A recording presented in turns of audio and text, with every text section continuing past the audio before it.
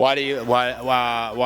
What was the question? What's so special about the RB26? It's the f***ing best engine in the world.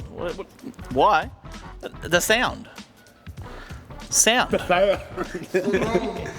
goes. You heard it here first. All right, mate.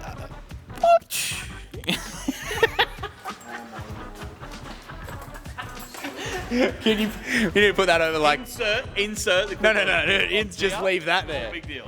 Or any of these RBs. There you go, you heard it here first. I hope that helps. Doesn't help? Perfect.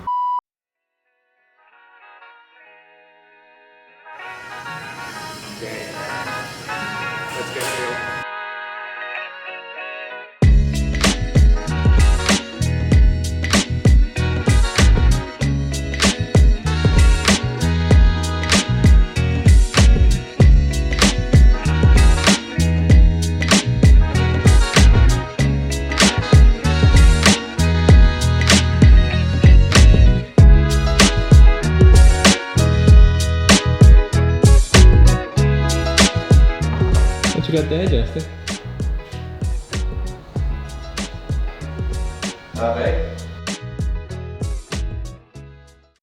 Alright guys, we're coming up on 20k subscribers really fast. I do see a lot of you out there still that are watching our stuff and not subscribed, so make sure you click the subscribe button, the bells, get all the notifications and stuff like that. You want to see cool content with S14s, we've got Supras, we've even got Morrises in here at the moment. I don't know what the fuck that is, but anyway. But yeah, anyway, make sure you hit the subscribe button, keep up to date with all the content you got. See you in the next one. 20k baby, let's go. Road to 20k. We're back. Hello.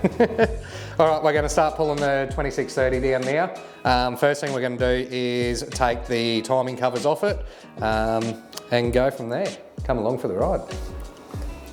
You'd think we'd have a electric screwdriver for this, wouldn't you? Well, we probably do, Dylan, but our tool situation at the moment in the shed with all the drifter downs prep and everything else going on, they're a little bit scattered here and there and everywhere. So I've collected myself a little toolbox over there for this little exercise. I thought that was just the norm around this place. No, that's way too organised, man. No. Oh, yeah, well, that too. I thought you were saying that's normal.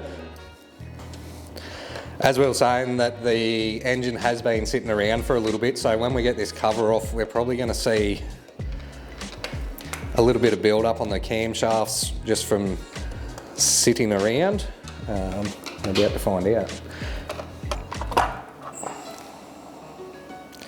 Which surprisingly, we don't. It's very clean still, so. It was fully rebuilt, this engine, but as we were saying, it has been sitting around for a while. Sometimes we try to seal them up as best you can, but sometimes just the humidity and stuff like that, they can get slight little surface rust on your cam lobes. But this one's exceptionally clean. It has been stored well, as sealed up as we can keep it.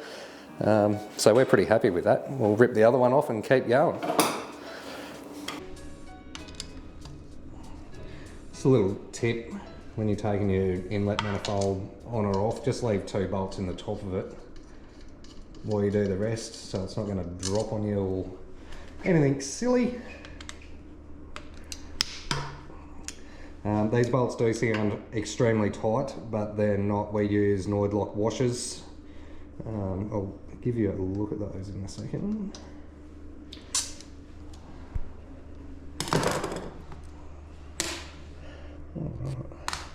So these washers are designed, as you can see, they're 2 pieces. You'll see the little grooves on one side and then they're slotted the other. So when you actually tighten these up, they physically lock in and make sure your bolt cannot come loose.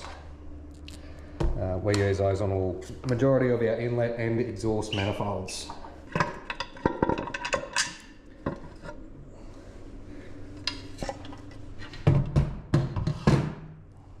And as you can see, yet again, another Nitto gasket.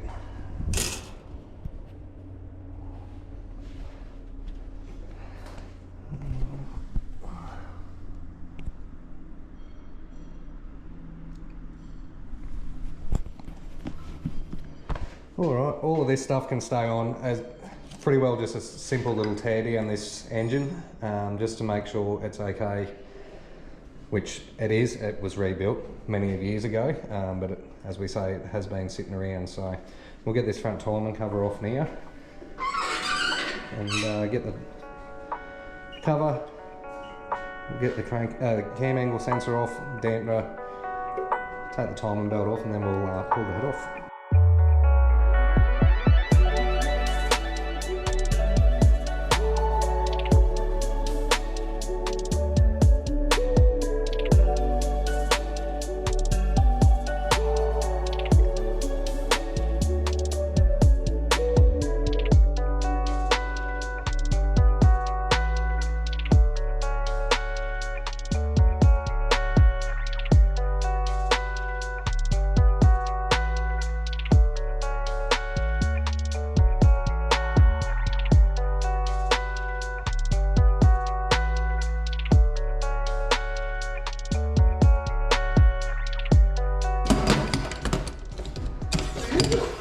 What do you think I'm doing?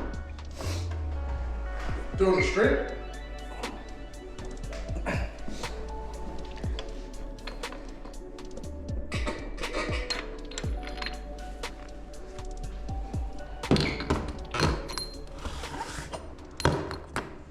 Alright, we'll just check that we're on top dead centre. Now, you're not going to be able to see the bottom mark on here, but majority of time with your RBs, if the keyway is straight up and down, that should be top dead centre. Now when you come up here to your cam gears, there is a mark either side of the rear timing cover, that there, which should be in line with that. The camera angle's a bit funny, but there to there, that's lined up, and same on this side, there to there, that's the same as well. So this is sitting on top dead center at the moment. We're going to loosen the timing belt off. We'll take the front timing cover, the cam gears off, then we're going to undo all the head bolts and pull the head off as well.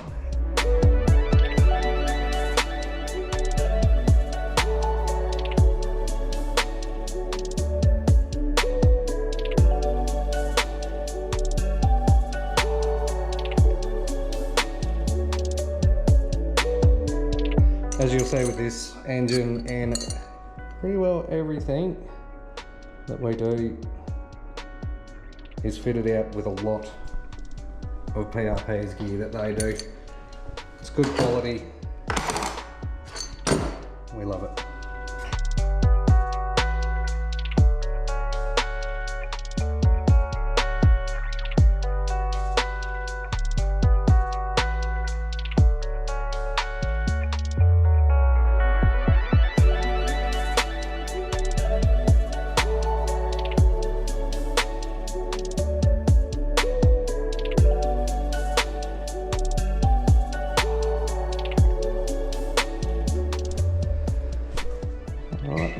That's the timing all undone on it. Now I'm going to go through and we'll take off those two there, and then we'll crack all the head studs and remove the head.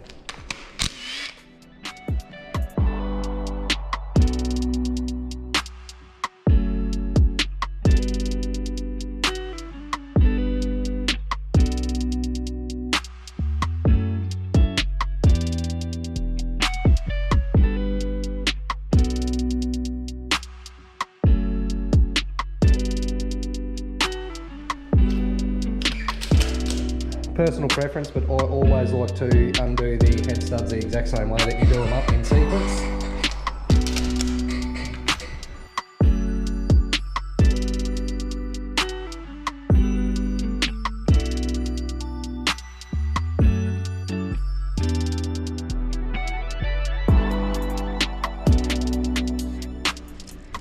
Yeah, not every time you'll be able to get the washers out, so when you do get the actual head off, tip it upside down and just make sure you've got every washer out so you don't lose them.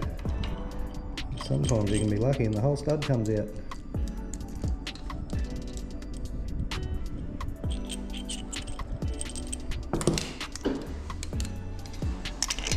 Hello, Andrew. Justin. Andrew. Where's that bounce from? Hey? Where's that bounce from? Why? Answer me while I take the balancer off, Andy. You don't need to. Hey? Oh, it has a timing cover on the front? Yeah, brother. Does that make sense now? Well, I took the balancer off, Andrew. You're still gonna let that on, isn't it? You're telling the story here, mate. Not when I go to retime it, I want to make sure it's all fucking...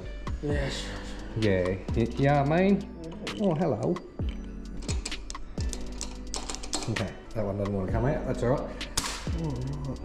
Just go grab another Allen key and we'll pull all the head studs out, then we're going to lift the head off it.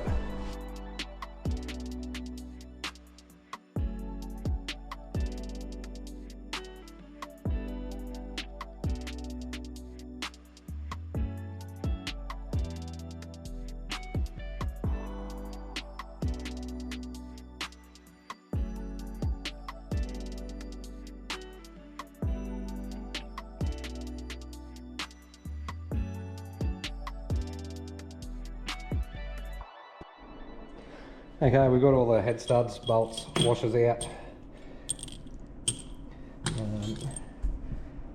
One thing with RBs, and people forget about it, these three guys here, either people don't put them back in or people don't put them back in and then they start leaking oil, or people forget to take them out when they're taking the head off and they end up getting snapped off in the block. So, but our head is ready to come off.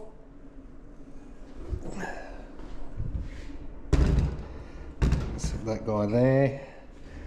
Right.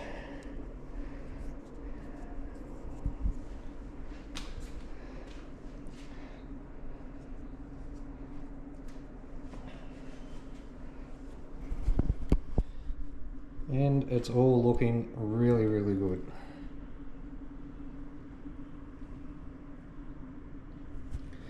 Well, we're going to flip this over upside down now. We'll clean give them a bit of a wipe, we'll respray a bit of WD-40 in there. I'm going to take this head gasket off and we're going to put a bit of copper coat on it. Now this is a Nitto head gasket. They are an MLS gasket, which is multi-layer steel. They are reusable.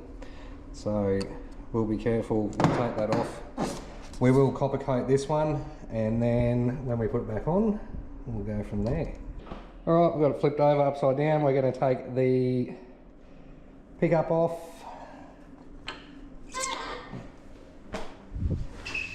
Go from there. This is one of our SRS extended sumps that we do.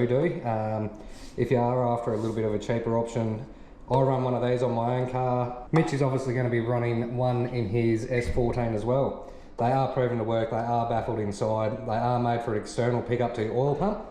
And if you are doing race applications or high performance, we do recommend the extra volume to stop any cavitation, etc. in your oiling system.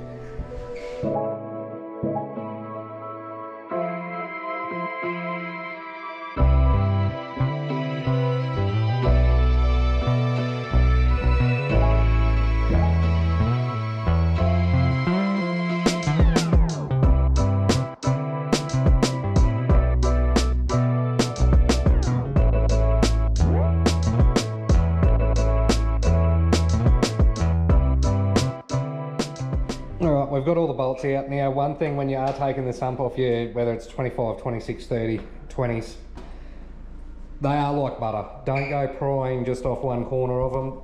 Well, I find it best to grab a knife or something and actually try and cut through as far as you can and then lift them up because they bend that easy. If you do bend it, just lay it on a flat surface, get a little hammer or something that sits in there nicely, tap it back down, make sure it is nice and flat. You will notice this does have a cork gasket on it. We don't usually use them. On this specific build, we did back in the day. I will try and save this gasket, but if not, just your Nissan silicone is absolutely fine for these sumps. It does not have to have the cork gasket on it. What we have found, and I've found in many years of experience with people using a cork gasket, they don't think it's tight enough. They tighten absolute living heck out of it, and then it ends up squeezing out and you get an oil leak anyway. So that's why we usually just generally use the Nissan RTV gasket sealer on majority of our sumps. You've seen us use it on multiple things, So we'll get this off and have a look underneath here.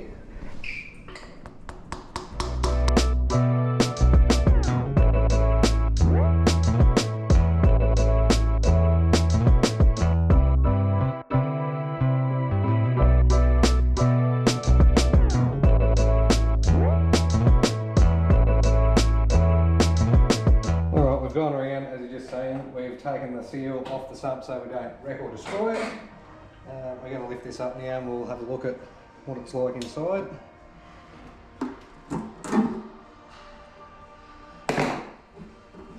As for saving the gasket, that did not happen.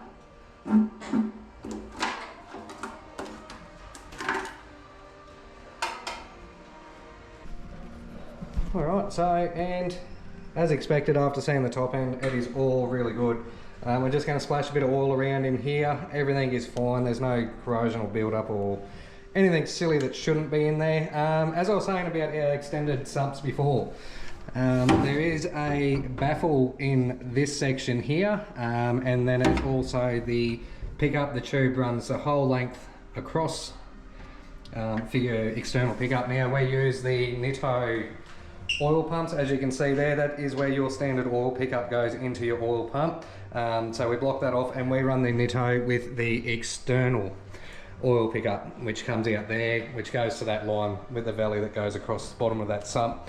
So I'm going to just do a bit of cleaning up now, and then we're pretty well going to throw this back together. We might go give Stu his lovely cork gasket because he seemed like he really loved that, so we might go disappoint him for a second and then get back into it, and we're going to reverse everything that we just done. Okay, we're back. We've inspected the bottom end and everything. Now, something that we do here is we've got an electric oil pump. When this engine was assembled, we use the electric oil pump to actually prime the engine full of oil. So there's still plenty of oil in the bottom of this in places it's meant to be. So I've cleaned all the gasket and everything off. I couldn't save Stewie's favourite cork gasket, but we put that in the bin, and now we're just gonna, we've got the sump and everything cleaned up, so we're gonna glue that and then we'll get that put back on.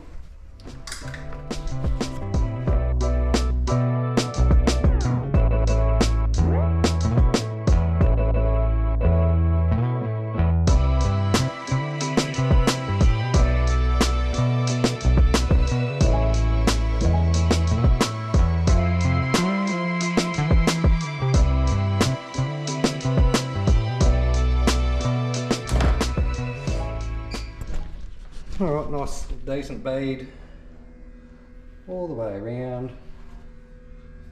I decided to go inside outside there, but never mind. Alright, we'll get this sitting back on here.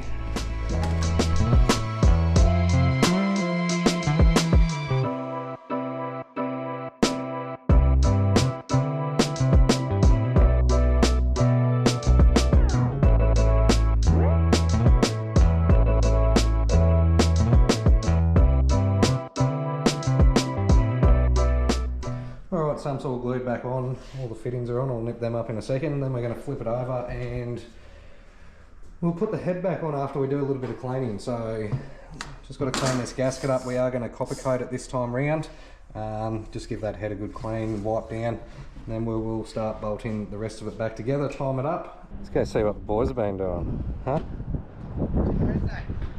What happened to Chippy Tuesday, boys? It's Chippy Wednesday. Well, fucking Wednesday, isn't it, dog? You want a, Huh? you want a Coke or a Red Bull? Not that one. Go your halves. Alright, we're just going to clean the gasket up and we'll copper coat it. This has got old Halima gasket sealer on it. A bit of brake clean, just a nice clean rag, and wipe it all off. Kind of. It's pretty sticky, this stuff, so it'll probably take a couple of goes.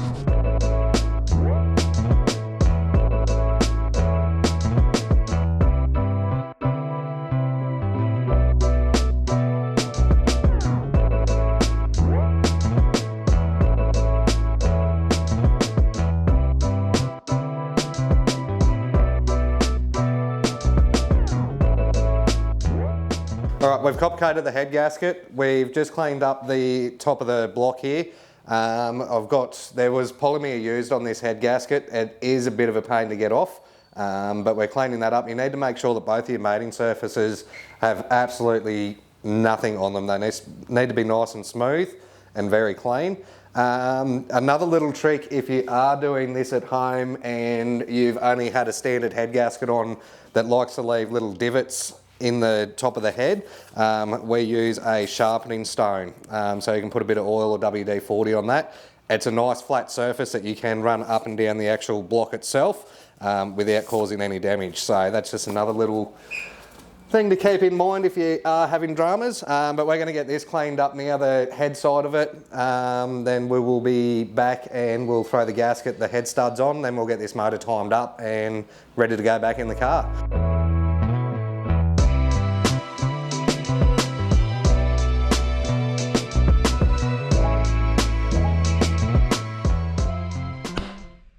Head's back on. All right, we're going to put the rest of the head studs in and get this torqued down. Always make sure all the threads are nice and clean. The last thing you want to do is go to tension on your bolts and the stud not being seated properly and pulling the thread out of the block.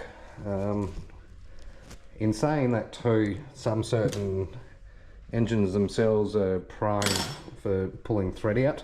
Not so much in the head, but main bearing, main caps and stuff like that as well. So always make sure if there's studs or anything going in that the threads are very, very clean. With the ARP studs as well, you only need to wind them in and let them seat. Don't go swinging off them, trying to do them up extremely tight. They just need to be nipped up into the actual block itself because the actual tension comes from the nut and washer pulling down on them.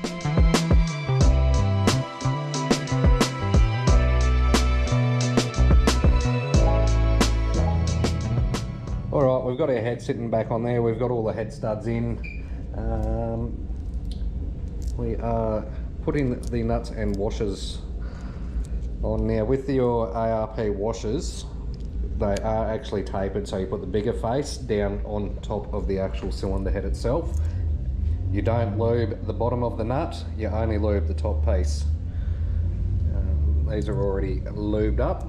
Little trick that we do to get these on here, because you will end up dropping a nut and washer where you don't want to. So I'll just grab an Allen key or a screwdriver, sit it in the top of the stud, let them fall down, and just give it a little wind on with your finger.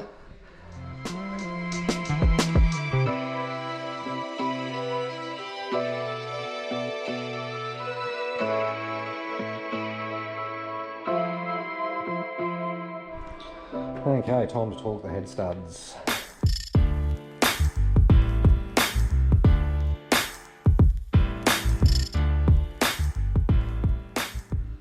Alright, we are all torqued down. So the 3 stages, last one being 105 foot-pound for the ARP 2000s. As we were saying, the main reason we pulled this apart was because this engine has been sitting for quite some time. Just need to go and find the stuff, but we'll lube the camshafts up, we'll get the engine timed again, and then just bolt the inlet manifold and covers and stuff on, and it can sit here until the underbody's done, and then we'll get this back in the car.